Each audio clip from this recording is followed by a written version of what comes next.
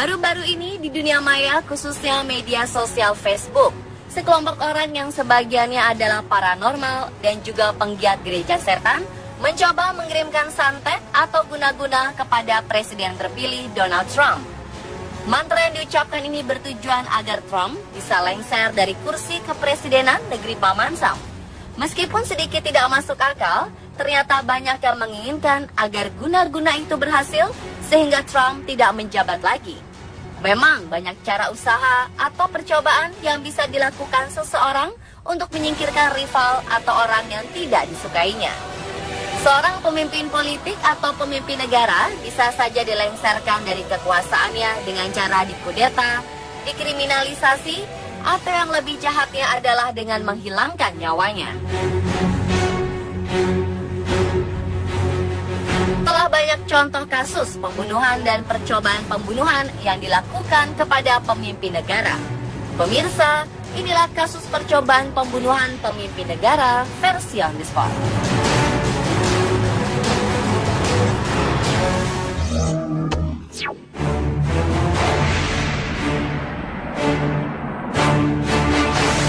Kasus percobaan pembunuhan pertama menimpa Fidel Castro.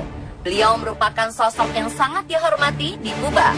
Pria kelahiran tahun 1926 ini dinilai sebagai tokoh revolusi yang berhasil mengubah Kuba dan menghilangkan pengaruh barat di negaranya.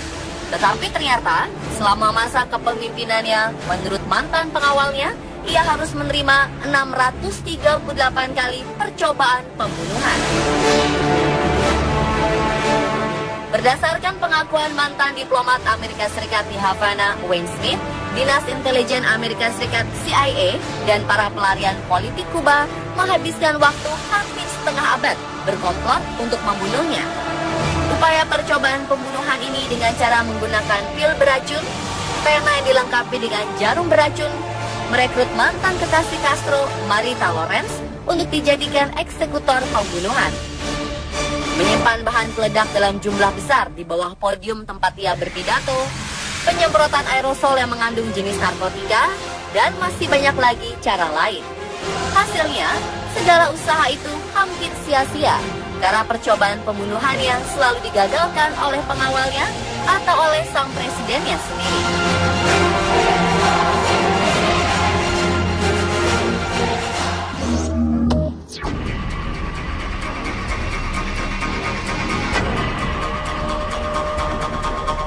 Vladimir Ilyich Ulyanov, atau lebih dikenal dengan nama Lenin, adalah seorang revolusioner komunis Rusia, memimpin partai Bolshevik, dan juga pernah menjadi Perdana Menteri Uni Soviet. 30 Agustus 1918, percobaan pembunuhan kepada Lenin dilakukan oleh seorang politisi, Fanny Kaplan. Kasus yang dikenal dengan The Kaplan Incident ini disebabkan oleh dendam Kaplan terhadap Lenin karena menutup partainya. Lenin ditembak 3 kali dan menderita luka di bagian rahang dan pundaknya.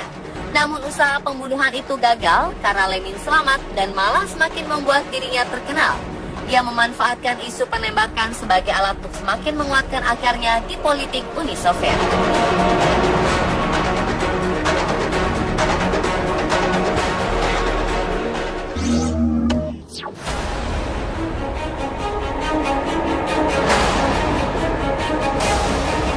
Pemirsa, tokoh Jerman sekaligus pemimpin Nazi Adolf Hitler terkenal karena menyebabkan terjadinya Perang Dunia Kedua. Melihat kiprahnya, tentu saja ia adalah target yang harus dihilangkan oleh pihak musuh. Dikabarkan, Hitler nyaris kehilangan nyawanya akibat 42 usaha pembunuhan terhadap dirinya. Ada satu usaha pembunuhan yang begitu terkenal, bahkan pernah diangkat sebagai kisah film yang diperankan oleh Tom Cruise. Operasi bernama Valkyrie ini dilakukan oleh pihak militer sendiri yang ingin Perang Dunia Kedua segera berakhir. Percobaan pembunuhan pada 20 Juli 1944 itu dilakukan dengan cara meletakkan sebuah tas berisi bahan peledak dan diposisikan sedemikian rupa agar berada di dekat Hitler ketika ia menghadiri pertemuan. Namun usaha itu gagal ketika posisi tas tersebut ternyata diletakkan di dekat Jenderal Heinz Brandt yang tewas akibat ledakan tersebut. Hitler sendiri selamat dengan hanya luka di bagian telinganya. Sedangkan para perencana usaha pembunuhan, yaitu Kolonel Stauffenberg beserta kawan, dieksekusi mati oleh tentara Nazi.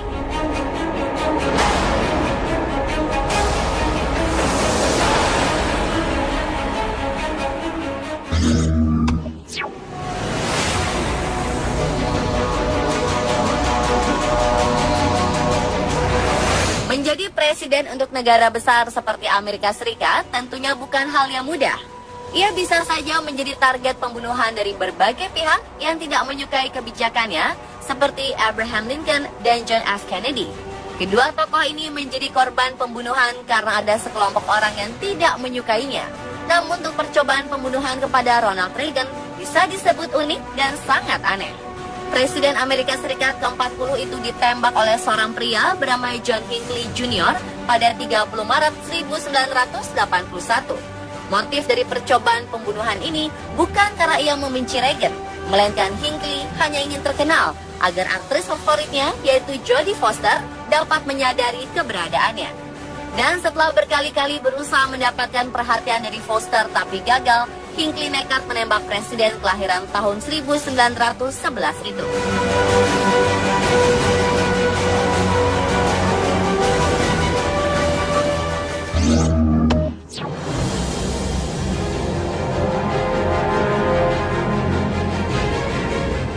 Belum lama ini, tepatnya Agustus 2016 silam, pria bersenjata berupaya membunuh Kanselir Jerman Angela Merkel saat berada di kota Praha, Republik Ceko.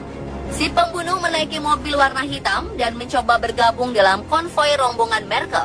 Namun aksi percobaan pembunuhan ini berhasil digagalkan oleh pihak polisi Republik Ceko yang curiga dan mencegat mobil pria bersenjata itu.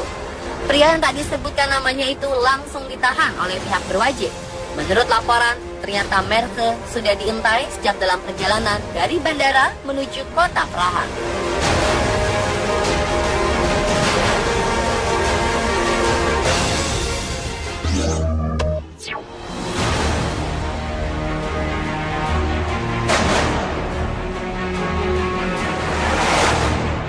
Pada era Kaisar Jepang Hirohito memimpin, yaitu tahun 1940, ada upaya percobaan pembunuhan terhadap dirinya. Diceritakan pada pertengahan Agustus 1945, ketika Perang Dunia Kedua akan segera berakhir, Jepang dibombardir oleh Amerika, terutama kota Nagasaki dan Hiroshima. Dan karena itulah Kaisar Hirohito ingin menyatakan menyerah kepada Amerika. Ternyata niatnya itu tidak diterima oleh beberapa pihak tentara Jepang, sehingga timbullah rencana untuk tetap menyerang Amerika dan membunuh sang Kaisar Hirohito. Beruntung rencana tersebut segera didengar oleh petinggi Jepang dan dapat digagalkan. Jika tidak, maka Amerika akan menjatuhkan lagi sekitar 7 bom nuklir untuk di wilayah Jepang pada tanggal 1 November 1945.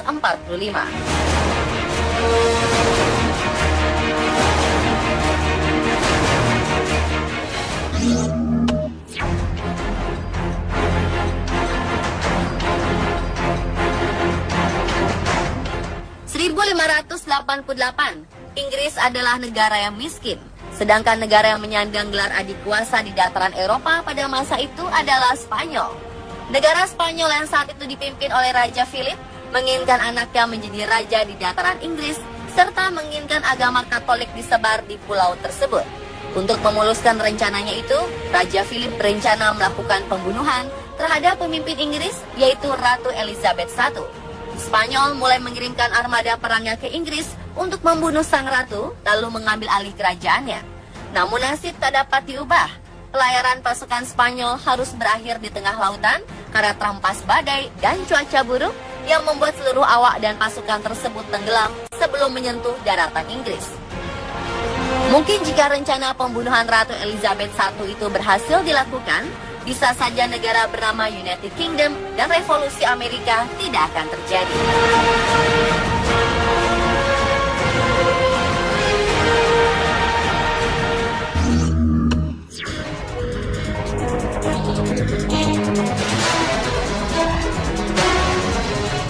November 2011, seorang pria bernama Oscar Ortega Hernandez tiba-tiba saja menembaki Gedung Putih dengan 7 buah peluru dari pistol semi-otomatisnya. Ia berencana ingin membunuh Presiden Barack Obama. Namun usahanya itu tidak berhasil. Pelaku kemudian ditangkap dan dibawa ke kantor polisi untuk diselidiki. Setelah diselidiki, motif Hernandez untuk membunuh Presiden Amerika Serikat ke-44 adalah karena ia mengklaim bahwa Obama adalah seorang antikristus. Dan ia ingin membunuh Obama karena ia tak suka dengan pemimpin yang antikristus. Ternyata beberapa minggu sebelumnya, Hernandez pernah mengirim sebuah video kepada presenter terkenal Oprah Winfrey. Ia ingin diwawancarai oleh Oprah bahwa ia adalah Yesus modern yang telah dinantikan oleh semua orang.